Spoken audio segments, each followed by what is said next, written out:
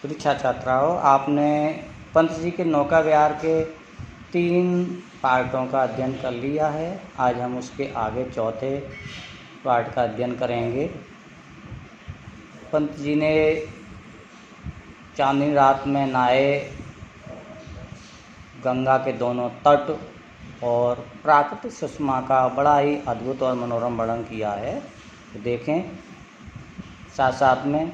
जब पहुंची चपला बीच धार, छिप गया चांदनी का करार। पंत जी कहते हैं कि जैसे ही मेरी नाव उस गंगा की धारा के बीच में पहुंची, वैसे ही चांदनी, चंद्रमा की चांदनी से चमकता हुआ या चंद्रमा की चांदनी से नहाया हुआ जो रेतीला किनारा था, वो मेरी आँखों से ओझल हो गया या छिप गया। 2 बाहों से दूरस्थ तीर, धारा का कृश कोमल शरीर आलिंगन करने को दूर।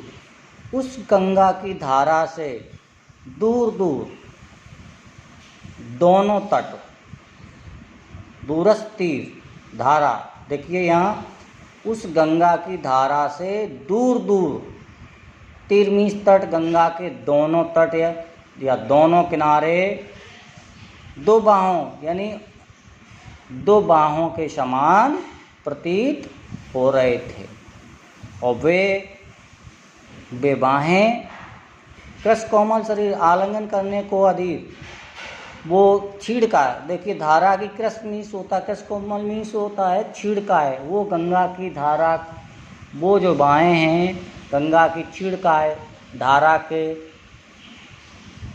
कोमल नारी शरीर से, नारी के समान शरीर से आलिंगन होने के लिए अधीर हो रहे। थोड़ा सा कठिन है, आप देखिए यहाँ पे ये बताया है। प्रसाद जी जब पंत जी की जब जो नाव है गंगा की धारा के बीच में पहुँचती है, तो जो दोनों ही किनारे दूर दूर दिखाई देते हैं, वो ऐसे प्रतीत होते हैं मानो 2 भुजाएं फैली हों, और वे भुजाएं छीड़काए धारा के समान यानी नारी के छीड़काए धारा के समान कोमल शरीर को आलिंगन होने को लिए अधीर हो रहे हैं। ठीक है, आगे देखें। अति दूर क्षितिज पर विटम माल, लगती भू रेखा सी अराल, अपलक नभ नीर नयन विशाल। उस गंगा की धारा से अति दूर यानी बहुत दूर, क्षितिज पर मीन्स पृथ्वी पर या क्षितिज पर ही कह देंगे, क्षितिज पर विटप माल यानी वृक्षों की जो कतार थी, वृक्षों की जो पत्तियां थी, वो कैसी प्रतीत हो रही थी। वो अपलक नील नयन विशाल, वो बिना पलक झपकाए पृथ्वी को देख रहे नीलवर्णीय आकाश के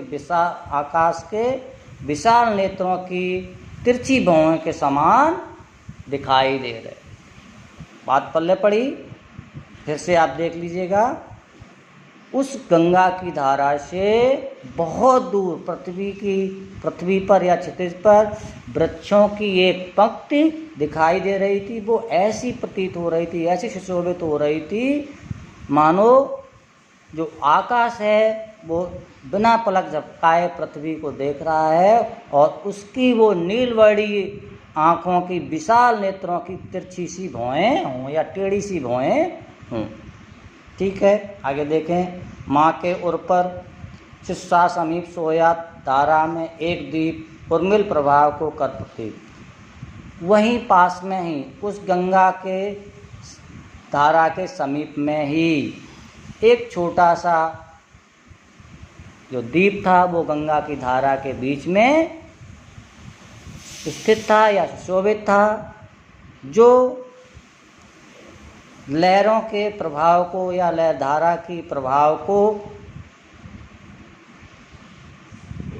उल्टा कर रहा था। प्रतीत मीन्स होता है उल्टा कर रहा था, और वह दीप ऐसे सुशोभित हो रहा था मानो कोई छोटा सा बच्चा अपनी माँ के हृदय से छिपा हुआ, हृदय से लगा हुआ सो रहा। वह कौन पेय? जब पंत जी नौका विहार कर रहे थे उसी समय एक पक्षी उस धारा के बीच से उड़ के जाता है। पंत जी उस पक्षी के बारे में ही अपने वर्ड लिख देते हैं। उन्होंने कहा है वह कौन व्यग? उन्होंने कहा है वह इतनी रात्र में वह कौन पक्षी है जो इस धारा के बीच में उड़ता फिर रहा है? क्या विकल्प को, क्या कहीं कोई वह अपनी कोक्ष तत्व होता है, चकवा चकवी जो होते हैं उनको रात्र में दिखाई नहीं देता है। यहाँ पंत जी ने यही विचार किया है कि शायद वो अपनी चकवी से दूर होने के कारण व्याकुल कोक तो नहीं उड़ रहा है, उड़ता हरने को निज ब्रह शोक, वो अपने परछाई को ही, छाया को केकी समझ लेता है और उसे उस केकी से, उस चकवी से मिलने के लिए शायद वो चकवा ही उस धारा के बीच में उड़ रहा है। ठीक है, आज यहीं तक हमने जो अंडरलाइन की है इसका आपको अर्थ लिखना है, व्याख्या लिखना है। प्रश्न हम आज बना देंगे, कल नहीं बनाए थे। आज इतना है।